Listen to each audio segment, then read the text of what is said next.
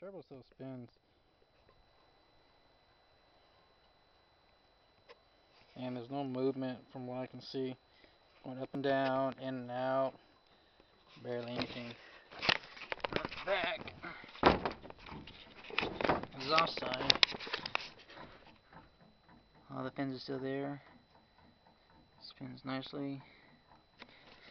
Came out of a 91 auto, two-door drive. And I'm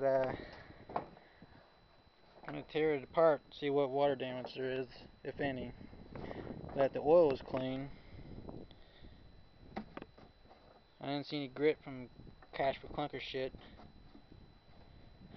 Everything else still spins in front. I just need to see if it cranks. Yeah, the 4-bolt system where I couldn't really easily put a long wrench on there. But I'm going to pull the oil pan off here.